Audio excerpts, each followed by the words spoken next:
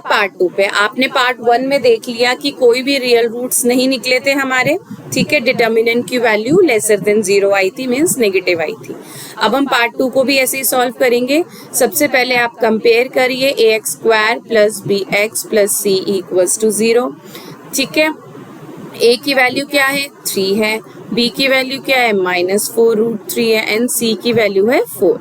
तो डिटर्मिनेंट कैसे निकालते हैं, b square minus 4ac। Before starting this अगर आप डायरेक्ट सेकंड पार्ट को सॉल्व कर रहे हैं तो मैं आपको बता दूं कि इसमें हमें नेचर ऑफ रूट्स निकालने हैं और अगर रूट्स हमारे रियल एग्जिस्ट होते हैं तो हमें उनको फाइंड करना है, ठीक है। तो question is the determinant equals to b square minus 4ac। b क्या है हमारे पास 4√3 का whole square minus 4a is 3 and c is 4। Okay, यहाँ तक आ गया। अब हम इसको सॉल्व करो, इसको 4 का स्क्वायर हो जाएगा 4 4 जा 16 इंटू 3 का स्क्वायर हो जाएगा तो 3 आ जाएगा। √3 इंटू √3 होता है 3, मतलब रूट को 2 बार आप करोगे तो वही वैल्यू आ जाती है, ठीक है।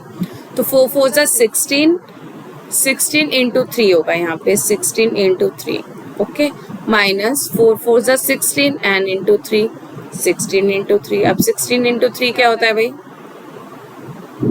16 इंटू 3 होता है 48, यहाँ से भी आ गया 48, तो क्या हो गया ये 0।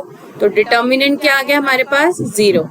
अब डिटर्मिनेंट 0 आता है तो क्या पॉसिबिलिटी होती है, इफ डिटर्मिनेंट इज 0 यानी b square minus 4ac is 0 तो हमारे पास आएंगे 2 इक्वल रियल रूट्स, ठीक है। अब हम हाँ जी, अब डिटर्मिनेंट हमारे पास 0 आ गया। अब हमें क्या करना है, रियल रूट्स निकालने हैं, ओके। तो रियल रूट्स का फॉर्मूला क्या होता है, x equals to minus B plus minus root B square minus 4ac, ठीक है, अपॉन 2a।